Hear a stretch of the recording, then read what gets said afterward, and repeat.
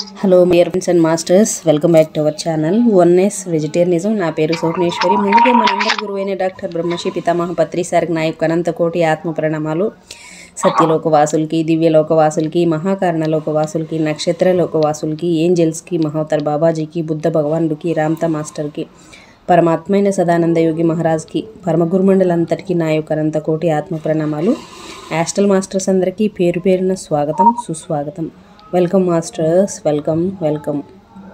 Thank you. అయితే రోజులాగానే ఈరోజు కూడా మరింత జ్ఞానాన్ని, విజ్ఞానాన్ని షేర్ చేయడానికి మరి శాంత మేడంకి సాదరంగా వెల్కమ్ చేద్దాం masters. Madam, welcome to our session madam. Over to you madam, Shanta madam. Thank you. ముందుగా బ్రహ్మర్షి పితామహ పత్రి సార్ గారికి, స్వర్ణమాల పత్రి మేడం గారికి నా యొక్క ఆత్మ ప్రణామాలు, కృతజ్ఞతలు, ధన్యవాదాలు. అలాగే విశ్వంలోని గురువులందరికీ, నా తల్లిదండ్రులు, జన్మనిచ్చిన తల్లిదండ్రులకి ఆత్మ ప్రణామాలు, కృతజ్ఞతలు అండి. అలాగే oneness vegetarianism TV వ్యవస్థాపకులైన Swapneshwari madam గారికి నా యొక్క ఆత్మ ప్రణామాలు, కృతజ్ఞతలు, ధన్యవాదాలు అండి. నాకెంతగానో సహకరిస్తున్న నా కుటుంబ సభ్యులందరికీ ధన్యవాదాలు, కృతజ్ఞతలు. Thank you. అదే రోజులాగే ఈ రోజు మేడం బ్లావెట్స్కి అనే పుస్తకాన్ని చదువుతున్నా అండి. 4వ రోజు ఈ రోజు. వినిపిస్తుందా మేడం? వినపడుతుంది మేడం, వినపడుతుంది. ఓకే.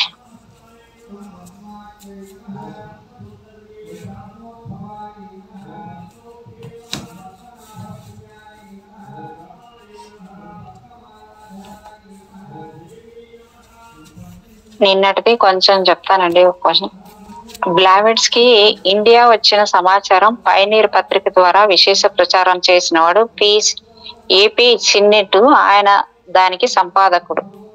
అంటే ఆయనకి ఆమె బ్లావెట్స్ కి అంటే నచ్చేది కదనమాట. ఆమె మాట తీరు, ప్రవర్తన చిరాకు కలిగిస్తుంది. బొత్తిగా మర్యాద లేని మనిషి, ఓర్పు సహనం అసలు లేవు, మాటికి ఆకల్ట్ బిజినెస్ అనడం చికాకు కలిగిస్తుంది. సమాజంలో కొన్ని మర్యాదలు పాటించాలి. ఆమెకు ఆ పాటి జ్ఞానం లేదు. తన మెక్సికో అనుభవాలు, ఈజిప్ట్ కథలు చెప్పి విసుగు పుట్టిస్తుంది. రష్యాలో తన చిన్నప్పటి గొప్పలు అతిగా చెప్పేది. రచయిత్రి కదా, గంటల తరబడి కబులు చక్కగా చెప్పేది. చివరికి బౌద్ధ రామాల సుత్తితో ముగిస్తుంది. యోగ విజ్ఞానం అంటే ఈసాటరిక్ ఆమెకు ప్రాణం. తన ఆలోచనల్ని, విధానాల్ని ఎవరైనా విమర్శిస్తే సహించదు. భారతీయ ప్రమాణాల ప్రకారము బ్లావెట్స్ కి స్నేహశీలి కాదు. అందుకే ఆమెకు శత్రువులు, అయిష్టులు ఎక్కువ. ఎదుటి వారిని అసలు గౌరవించడం తెలియదు. అహంకారంతో పెద్ద పొగరుగా ప్రవర్తిస్తుంది. తానొక్కరే మహామేధావి అయినట్లు ఫోజు. అంటే అది ఆయన అభిప్రాయం అన్నమాట. ఈనాడు మన సమాజంలో పరమత సహనం, కొంతవరకైనా కుల వివక్ష తగ్గడానికి కారణం ఆనాటి థియోసఫీ. బ్లావెట్స్ కి కృషి అన్నది నిర్వివాదాంశం. ఆల్కాట్ సహకారము తక్కువైంది కాదు. అస్పృశ్యత నివారణకు, హరిజనోత్తరణకు మహాత్మా గాంధీ నడుం బిగించడానికి చాలా సంవత్సరాల ముందే ఆ పని విజయవంతంగా ప్రారంభించిన వారు బ్లావెట్స్ కి.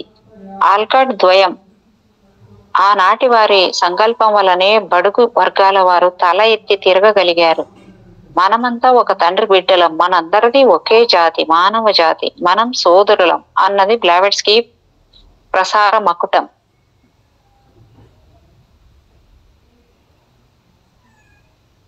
థియోసఫిస్టు పత్రికల ఆరంభం నుండే దళిత ఉద్ధరణ దిశగా, అస్పృశ్యత నివారణ లక్ష్యంగా రచనలు సాగాయి. బాల్య వివాహాలు నివారించడం ఆమె కృషి ఫలితమే. బాల వితంతువులకు సహాయం అందించారు. స్త్రీ స్వాతంత్రానికి కళ్ళం పట్టి ప్రాచీన ఆర్యావర్తంలో స్త్రీలకు సమాన హక్కులు ఉండేవని సోదాహరణంగా నిరూపించారు. స్త్రీలకు చదువులు, ఉద్యోగాలు అవసరమని ఎలుగెత్తి చాటింది.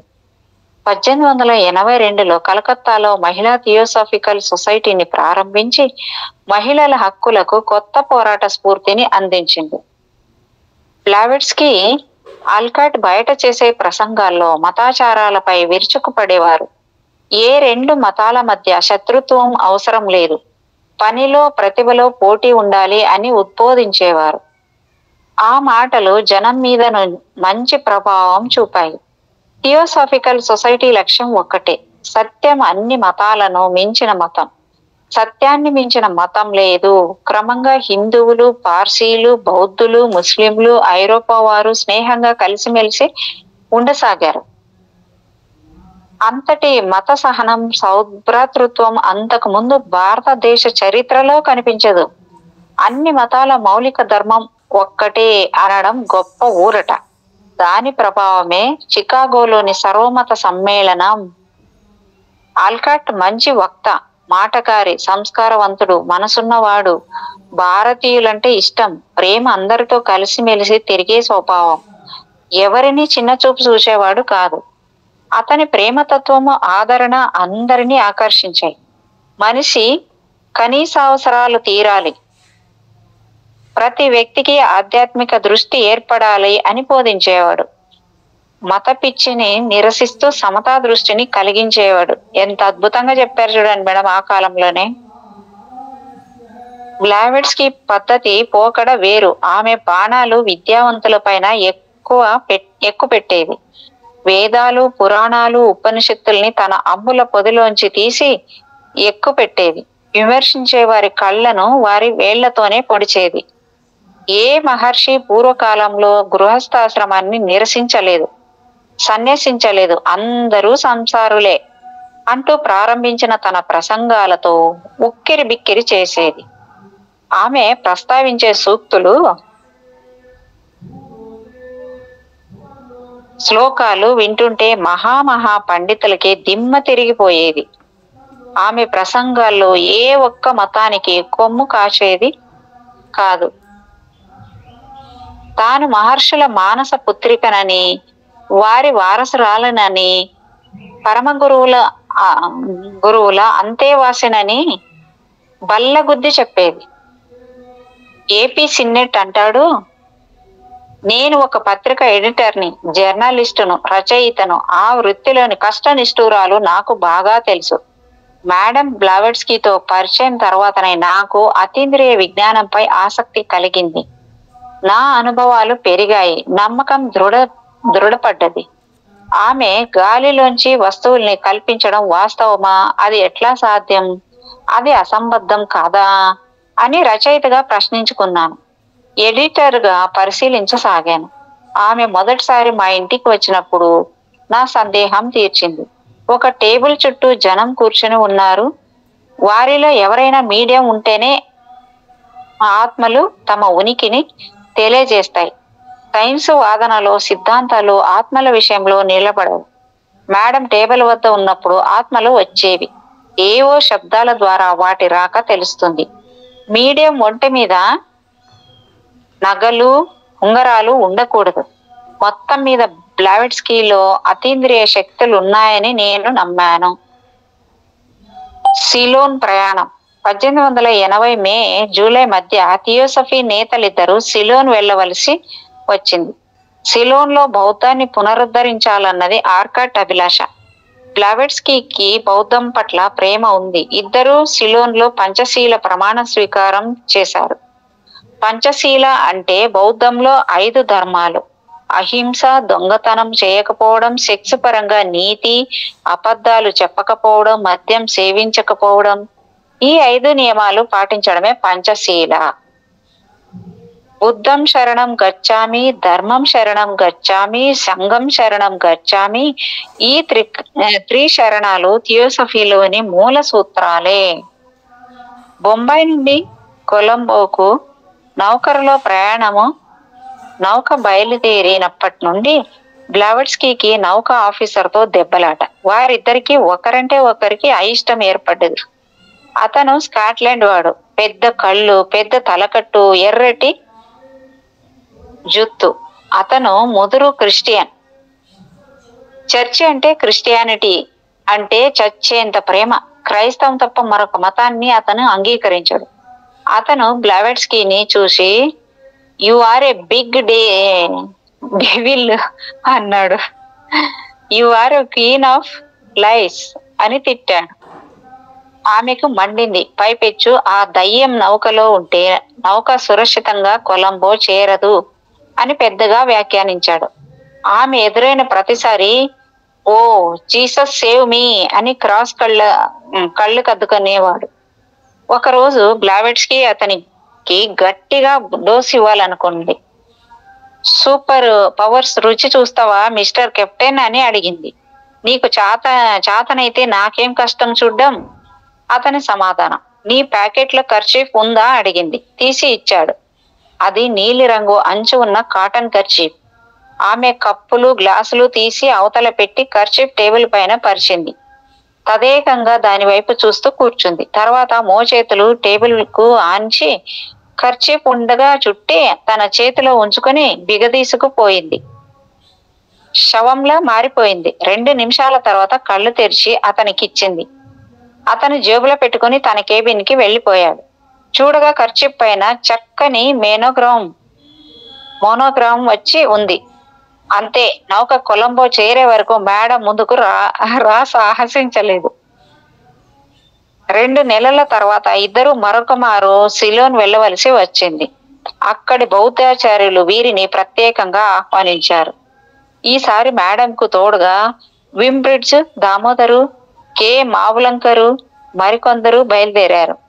కొలంబో హార్బర్ లో నౌక లంగరైంది. ఒక పెద్ద బోట్లో మొహత్తివత్తే గుణానంద అంటే బౌద్ధ సన్యాసి జాన్ రాబర్టు డిసిల్వా వచ్చారు స్వాగతం చెప్పడానికి. సిలోన్ లో బౌద్ధులకు క్రిస్టియన్ మిషనరీలకు దెబ్బలాట. బ్లావెట్స్కి, అల్కాట్ ఇద్దరు రమణ్య నికాయ ఆలయంలో బౌద్ధ మత స్వీకారం చేశారు. అంతకు ముందే ఇద్దరు అమెరికాలో బౌద్ధం పుచ్చుకున్నారు. ఇక్కడ ఇదొక లాంఛనం. పాళీ భాష పదాలు నోరు తిరగక అవస్థపడ్డారు. క్యాండీలో బుద్ధుని దంతం పైన నిర్మించిన దేవాలయం దర్శించారు. అక్కడి వారు బ్లవెట్స్కీని ప్రశ్నించారు. మేడం, ఇది నిజంగా బుద్ధుని దంతమేనా? బుద్ధునిదే, కానీ బుద్ధుడు పులిగా జన్మించినప్పటిది అన్నది. అనగరిక ధర్మపాల చెప్పిన కథ. నా చిన్నతనంలో 10 సంవత్సరాల వయసులో ఒక దేవాలయంలో జరిగిన చర్చకు హాజరైనాను. ఒక ప్రక్క క్రైస్తవ పెద్దలు, రెండవ వైపున బౌద్ధులు. గుణానంద న్యాయ నిర్ణేత. ఎవరి మతం గొప్పతనం గురించి వారు మాట్లాడారు. వేల సంఖ్యలో జనం వచ్చారు వినడానికి. 3 రోజుల పాటు వాగ్యుద్ధం జరిగింది. ఆ చర్చ జరిగినప్పుడు పీపుల్స్ అనే అమెరికన్ కొలంబోలో ఉన్నాడు. ఆయన స్పిరిచువలిస్టు. ఆ వాదోపవాదాల నోట్స్ రాసుకొని వెళ్లి న్యూయార్క్ లో బ్లావెట్స్కీకి, అల్కాట్కు అందజేశాడు. వారు గుణానంద, సుమంగళకు లేఖలు రాశారు. తాము విశ్వ సౌభ్రాతృత్వం కోసం థియోసాఫికల్ సొసైటీని ప్రారంభించామని, సిలోన్ వచ్చి వారికి సహాయం చేస్తామని రాశారు. ఆ లేఖల్ని వారు సింహళంలోకి అనువదించి బాగా ప్రచారం చేసుకున్నారు. ఇప్పుడు వారికి ఘన స్వాగతం లభించడానికి అది కారణం. వారు సిలోన్ వచ్చే నాటికి నా వయస్సు 16. వారి ఆశయాలు నాకు నచ్చాయి. నేను వారితో కలిసి నడవాలని నిశ్చయించుకున్నాను. దామోదర్ కె మావులంకర్ కథనం. సింహళంలోని ఒక గ్రామంలో మేడము, అల్కాటు, నేను ఒక రాత్రి మకాం వేశాం.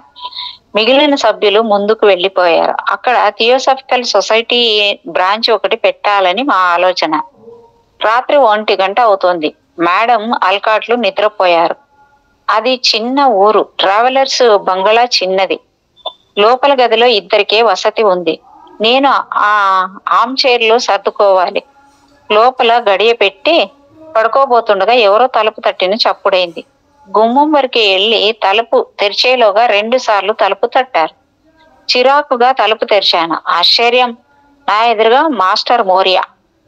నన్ను డ్రెస్ చేసుకుని తన వెంట రమ్మని అడిగాడు. అలాగే నేను సిద్ధమయ్యి మాస్టర్ వెంట బయలుదేరాను. బాంగ్లాకు వెనకనే సముద్రం 3/4 గంట నడిచి ఉంటాం. సముద్ర తీరం చేరుకున్నాం. ఇంకా ముందుకు సముద్రం మీదికి నడిచామా ఏమో. మా చుట్టూ జలరాశి. మేము అడుగులు వేస్తున్న మేర నేల ముందు మహాత్మా మోరియా, ఆయన వెనక నేను. మరికొంత దూరం వెళ్ళాక ఒక దీవి వచ్చింది. దూరంగా ఒక భవనం. అక్కడ వెలుగు కనిపించాయి. దూరాన ఒక మనిషి, చుట్టూరా పొదలు. దీనిపైకి చేరాం. భవనం దగ్గరకు వెళ్ళాం. భవనం ముందర ఒక మాస్టర్ కూర్చొని ఉన్నారు. నేను ఆయన్ని ఎక్కడో చూసిన గుర్తు. అది ఆ మాస్టర్ నివాసం అయి ఉండాలి. మహాత్మా మోరియా ఆయన ప్రక్కన కూర్చుని అరగంట పైగా మాట్లాడారు. వారి ఎదురుగా నేను నిలబడే ఉన్నాను. తర్వాత నన్ను మరొక చోటుకు తీసుకువెళ్ళాడు. ఆ భవనం లోపలి భాగం అద్భుతంగా ఉంది. అక్కడొక చిన్న గది. ఆత్మ పైకి పోయినప్పుడు భౌతిక శరీరం అలాగే ఉంటుందనిపించింది. అంటే ఆత్మ లేని శరీరము, ఆత్మ వదిలి వెళ్ళిపోయిన శరీరము, అది చుట్టూరా సుగంధ పరిమళము. మరో అరగంట గడిచింది. మేము బయలుదేరాలి. అక్కడున్న మాస్టరు నా సరస్సు పైన స్పృశించి ఆశీర్వదించాడు. మాస్టర్ మోరియా నేను తిరిగి బయలుదేరాం. మేం గెస్ట్ హౌస్ గుమ్మం వరకు రాగానే మాస్టర్ క్షణంలో అంతర్ధానమైనాడు. తర్వాత స్టీమర్ లో బొంబాయి బయలుదేరాం. డిన్నర్ తర్వాత నా కేబిన్ కి వెళ్ళాను పడుకుందామని. అప్రయత్నంగానే కోటు జేబులో చేయి పెట్టాను. ఏదో కాగితం తగిలింది. తీసి చూడగానే అది మేడం బ్లావెట్స్కి పేరున రాసిన నోటు. అది నా ప్యాకెట్లోకి ఎలా వచ్చింది? ఎవరు రాసి ఉంటారు? ఎర్ర సిరాతో రాసి ఉంది. దామోదర్ నీకే చదువు అని వినిపించింది. చదివాను. తర్వాత పడుకున్న. నిద్ర పట్టలేదు. ఒకటే ఆలోచనలు. కేబిన్ లోపల గడియ వేశాను. ఆయన అడుగులు సవ్వుడి.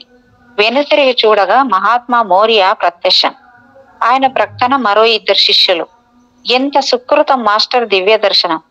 నాతో అరగంట సేపు చాలా విషయాలు మాట్లాడారు. అవి అన్ని రహస్యాలే. అల్కాట్ కథనం.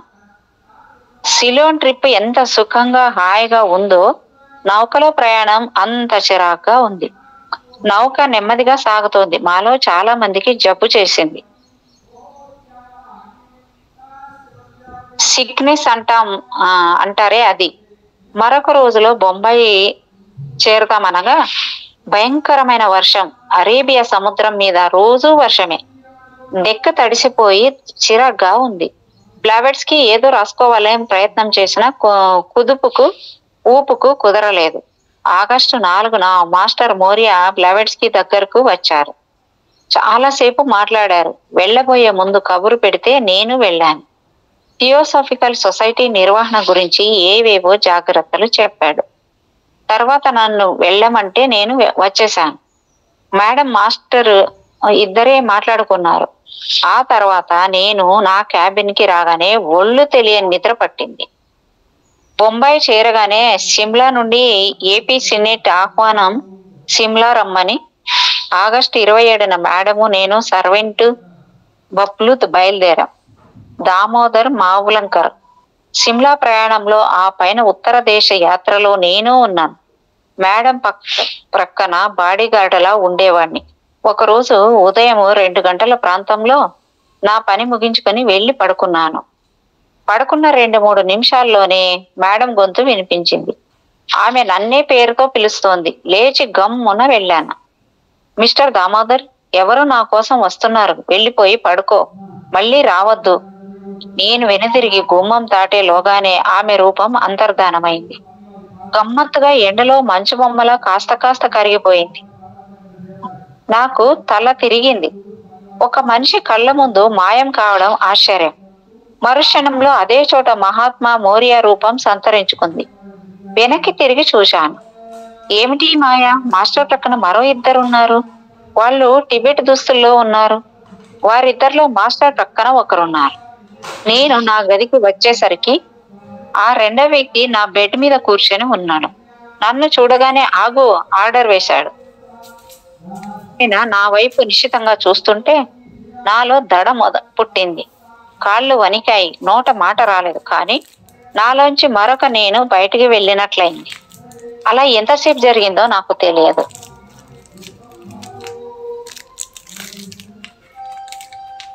అవి హిమాలయ సానువులు, కాశ్మీర చివర ప్రదేశం. ఆయన నన్ను హాస్టల్ శరీరంతో అక్కడికి తీసుకువెళ్లారు. అక్కడ 2 గుర్రాలు ఎదురెదురుగా నిలబడి సిద్ధంగా ఉన్నాయి. చుట్టూ పచ్చగడ్డి గాని ఒక చెట్టు గాని లేవు. మనుషులున్న జాడ అసలే లేదు. ఒక వ్యక్తి మాస్టర్ కుతుహోమి అనుకుంటా వచ్చి తన వెంట రమ్మని ఆజ్ఞాపించాడు.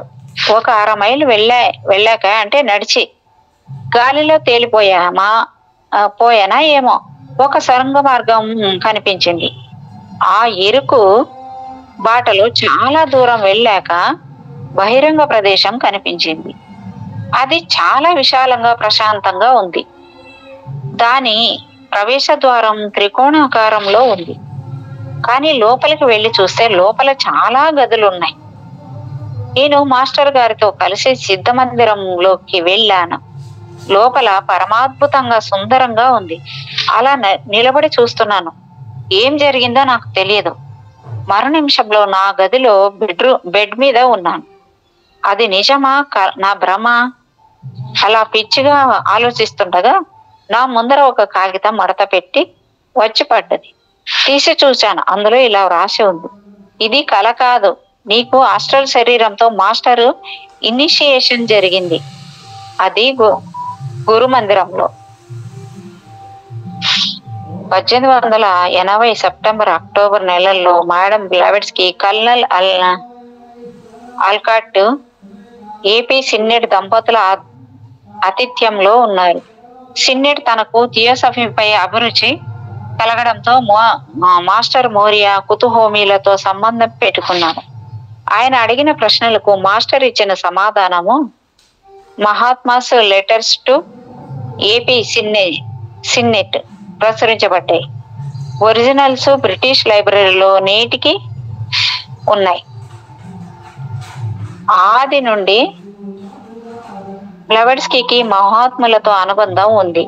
వారి ఆదేశాల మేరకు జీవిస్తూ వస్తోంది. థియోసాఫికల్ సొసైటీ ప్రారంభించక పూర్వమే మహాత్ముల గురించి, పరమ గురువుల సంప్రదాయం గురించి, భృక్త విద్య గురించి అనేక ప్రసంగాలు చేసింది.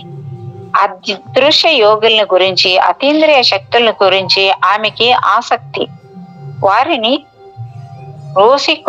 క్రూషియన్లు ని, దేవదూతలని, మహాత్ములని, మాస్టర్స్ అని రకరకాల పేర్లతో ప్రస్తావిస్తుండేది.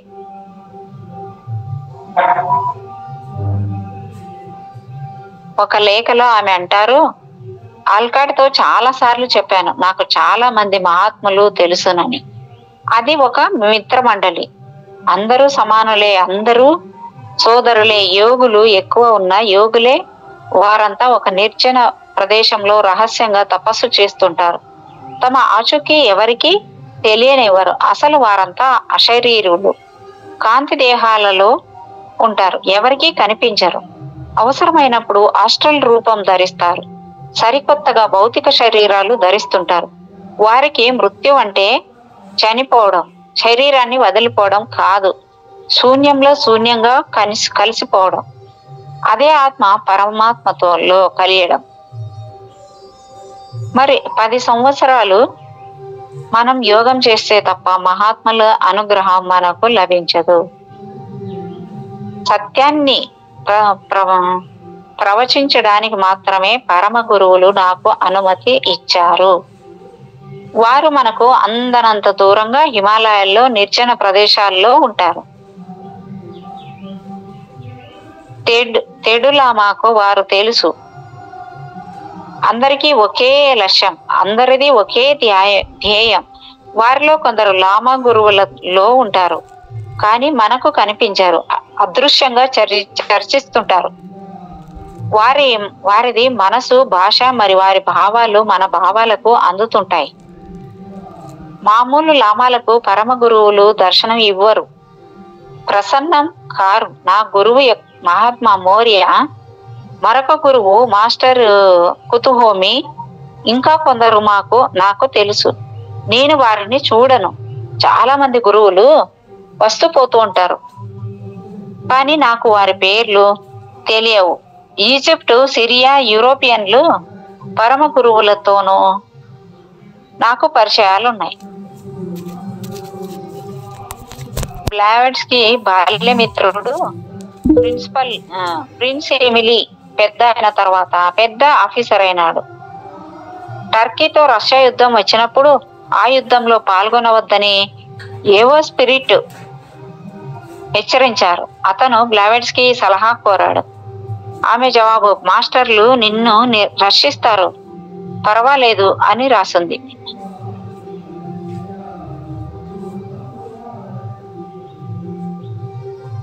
యుద్ధంలో పాల్గొన్న అతని సమీపంలో ఒక తుపాకీ పేలలేదు. అతను తుపాకీ పట్టేలోగా యుద్ధం అయ్యేపోయేది. చాలా సార్లు ఫైరింగ్ లైన్ కు దగ్గరగా వెళ్ళాడు. తీరా తుపాకీ ఎక్కువ పెట్టేసరికి విరమణ ఆర్డర్ వినిపించేది. బ్లావెట్స్కీ చెప్పే మాస్టర్లు ఉన్నారని, వారే తను రక్షించారని అతని విశ్వాసం. అందరినీ మాస్టర్లు రక్షిస్తే అసలు యుద్ధం అవసరం ఏమీ ఉండదు కదా. ఆ రోజు రావాలి.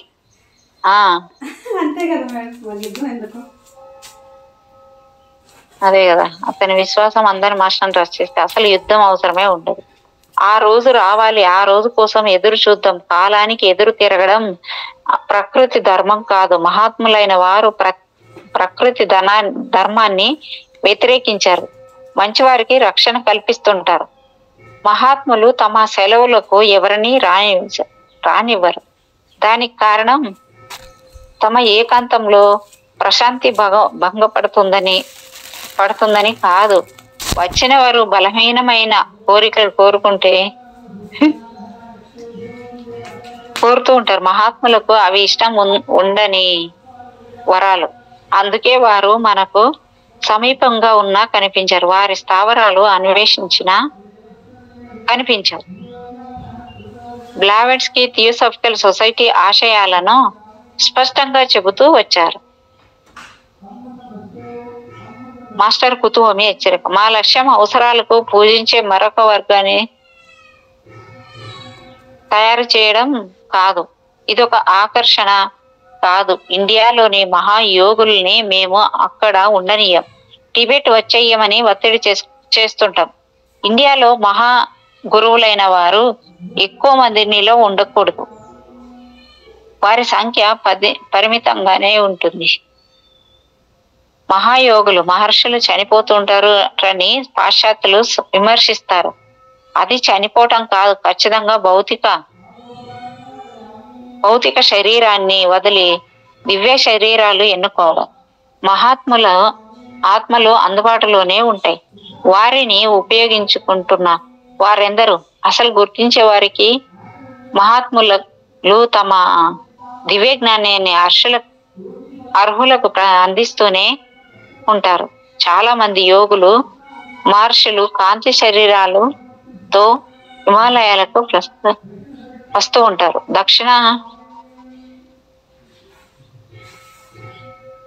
దక్షిణ భారతంలో ఇప్పటికీ కొందరు మహాయోగులు ఉన్నారు. వారు సాధనలను తయారు చేస్తున్నారు. అందరూ హిమాలయాలకు రావడం లేదు. దక్షిణ భారతదేశానికి చెందిన యోగులలో నారాయణ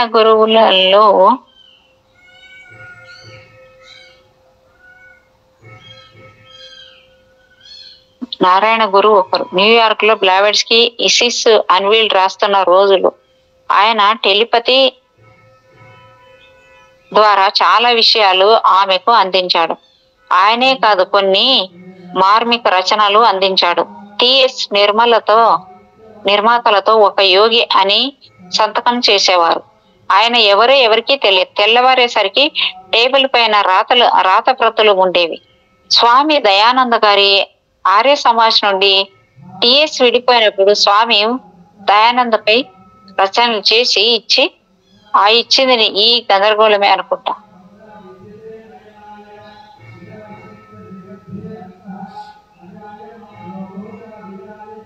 స్వామి దయానంద గారి ఆర్య సమాజ్ నుండి టిఎస్ విడిపోయినప్పుడు స్వామి దయానంద రచనలు చేసి ఇచ్చింది ఈ గురువే అంటారు. మాస్టర్ నారాయణ తమిళ ప్రాంతంలో తిరువళ్ళంలో ఉండేవారు. ఒకసారి థియోసఫిస్ట్ టి సుబ్బారావు ఆయన్ని కలిశారు. దక్షిణ భారతంలో ఇద్దరు మహాత్ములు ఉన్నారని బ్లావెట్స్కీకి మాస్టర్ మోరియా చెప్పింది. ఈ ఇద్దరిని గురించే దక్షిణ భారతం అనేక మంది సద్గురువుల్ని నాటికి నేటికి అందిస్తూనే ఉంది. కాశీలో మహాయోగిగా ప్రసిద్ధి చెందిన త్రైలింగ స్వామి తెలుగు వారే. థియోసఫీ వ్యాప్తికి వీరంతా పరోక్షంగా సహకరించారు. సభ్యత్వం థియోసాఫికల్ సొసైటీలో సభ్యులు కావడానికి జిజ్ఞాస, అభినివేశం చాలు. వివేకంతో వ్యాసుడంతటి వాడైన ప్రతిభలో ప్లేటో వారసుడైనాడు కుదరదు. మాకు డిగ్రీలు, డబ్బు ప్రధానం కావు. అసలైన ఆధ్యాత్మిక దృష్టి ఉంచాలి. ఆత్మ బలానికి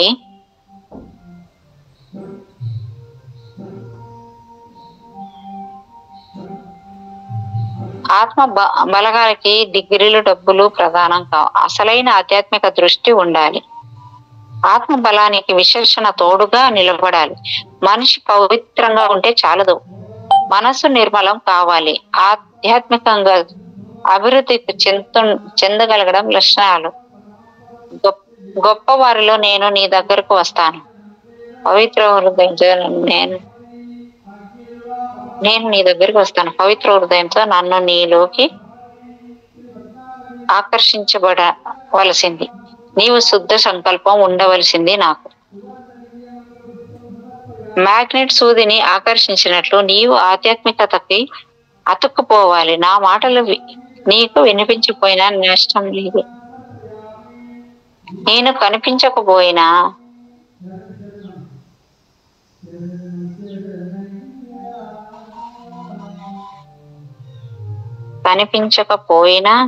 నీకు పోయేది లేదు. నీలో సద్భావన ముఖ్యం. సద్భావనతో ధ్యానిస్తే నేను కనిపిస్తాను. నీవే నన్ను చూడగలవు. క్రింది లోయలో వెలిగే దీపం కొండపైన ఉన్న వారికి మార్గం చూపిస్తుంది. ఈ ప్రతి మంచి ఆలోచన, సద్భావన ఎంత దూరాన ఉన్నా మాకు చేరుతుంది. తనలో కాంతిని దర్శించగలవాడే తథాగతుడు. అలాంటి వారు ప్రతి ఒక్కరిని స్పృశిస్తారు.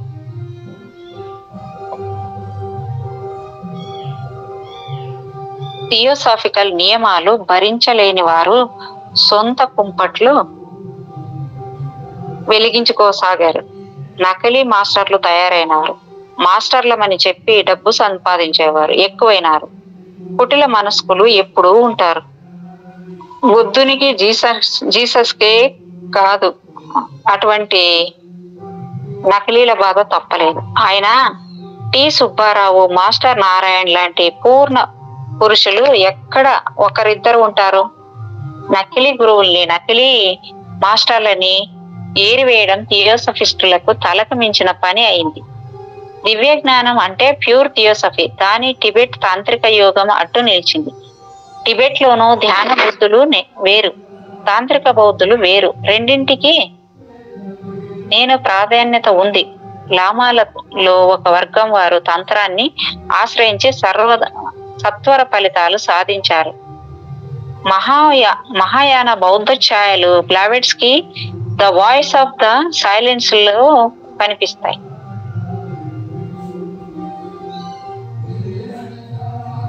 భారతీయ తత్వశాస్త్రాన్ని పాశ్చాత్యులకు పరిచయం చేసిన మాక్స్ ముల్లర్ కృషి తక్కువైంది కాదు. 15 సంవత్సరాల తర్వాత రంగప్రవేశం చేసిన బ్లావెట్స్కి గొప్ప సత్యాన్ని బయటపెట్టింది. ఈనాటి విద్యా విధానం భారతీయులను ఆధ్యాత్మికతకు దూరం చేస్తోంది. భౌతికత్వం వైపు పరుగులు తీయిస్తోంది. ప్రాచీన సాహిత్యం నిజమైన ఆత్మజ్ఞానాన్ని, దివ్య జ్ఞానాన్ని అందిస్తుంది. ఇంగ్లీషు చదువుల్లో అది మృగ్యం. ఎంత బాగా చెప్పింది చూడండి మేడం అప్పటికే ఆమె. ప్రొఫెసర్ మ్యాక్స్ ముల్లరు బ్లావెట్స్కి ప్రయత్నాన్ని మెచ్చుకుంటూనే ఒక ఘాటు విమర్శ చేశాడు. మీరు టిఎస్ ద్వారా సంస్కృతము, ప్రాచీన విజ్ఞానం బోధిస్తున్నారు, మంచిదే. కానీ హిందువుల మూర్ఖత్వాన్ని, అంధవిశ్వాసాలను మరింతగా పెంచుతున్నారు. అది తప్పు కదా. ప్రాచీన గ్రంథాలలో ఆధ్యాత్మికత కుప్ప తెప్పలుగా ఉందని నమ్మిస్తున్నారు. నాకు సంస్కృతం బాగా వచ్చు. మీరు చెప్పే నిగూఢ తత్వం, జ్ఞాన గుళికలు ఏవి ఆ పురాణ కథల్లో, పూర్వ సాహిత్యంలో లేవు. అయినా మహాత్ముల్ని బ్లావెట్స్కి గట్టిగా నమ్మింది. ఎన్ని విమర్శలు వచ్చినా ఆమె విశ్వాసం మొక్కవోలేదు, చెక్కు చెదరలేదు. మాస్టర్స్ తో బ్లావెట్స్కి గల చిరకాల అనుబంధం అందరికీ తెలుసు. సాధన ద్వారా యోగ సిద్ధులు కలుగుతాయని ఆమె నమ్మకం.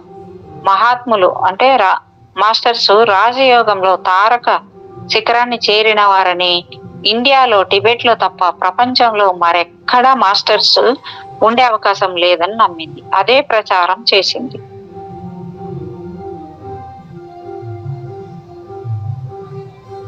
అభిమానం ఉండడం వేరు, పాండిత్యం సంపాదించడం వేరు. బ్లావెట్స్కీ సంస్కృతం బొత్తిగా రాదని విమర్శిస్తారు. అలాగే భారతీయ వేద విజ్ఞానంతోనూ పరిచయం లేదంటారు. కానీ ద సీక్రెట్ డాక్ట్రిన్ చదివితే అలా అనిపించదు. ఆయన ఇసిస్ అన్విల్డ్ రాత పనిలో గాని, సీక్రెట్ డాక్ట్రిన్ రాయడంలో గాని బ్లావెట్స్కీ చేతిని మాస్టర్స్ ఉపయోగించుకున్నారు. అందులో ఆమె పాండిత్యము లేనే లేదు. ఇసిస్ అన్విల్డ్ రచనా సమయంలో న్యూయార్క్ లో ఇతరుల సహాయం తీసుకున్నది. సీక్రెట్ డాక్ట్రిన్ రచన విషయంలో మహర్షి సుబ్బారావు సహకారం తీసుకున్నది. ఆ పుస్తకాలు తన సొంత ప్రతిభతో రాశానని ఆమె ఎప్పుడూ చెప్పలేదు.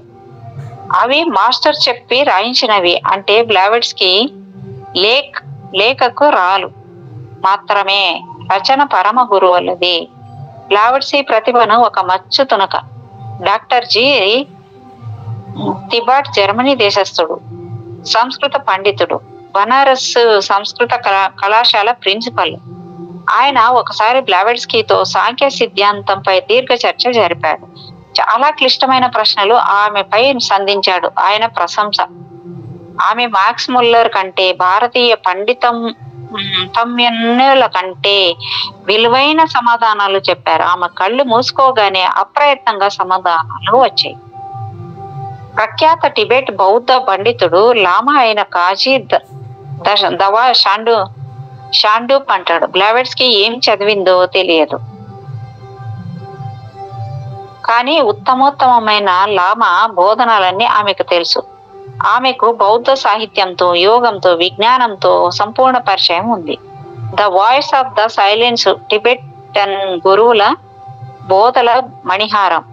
ప్రొఫెసర్ డికి సుజుకి అనే జపాన్ స్కాలరు మహాయాన బౌద్ధం పైన అథారిటీ అని చెప్పదగిన వాడు అంటాడు. The voice of the silence నేను మొదటిసారి ఆక్స్ఫర్డ్ లో చూశాను. వెంటనే ఒక కాపీ డాక్టర్ మిసెస్ సుజుకి పంపాను. Here is the real Mahayana Buddhism అని కితాబిచ్చాడు. బ్లావెట్స్కీ కోరకుండానే పరమ గురువులు విశ్వ జ్ఞానాన్ని ఆమె దోసిలికి అందించారు. ఆమె పరిపూర్ణ దివ్య జ్ఞాని. మేడం ఇక్కడ ఆపుకుందామా?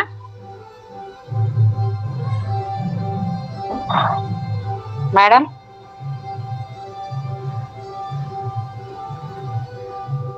మేడం తీసారా? మేడం 93 పేజీలు అయిపోయాయి. నెక్స్ట్ ఇంకా చాప్టర్ స్టార్ట్ అవుతుంది, 12 చాప్టర్.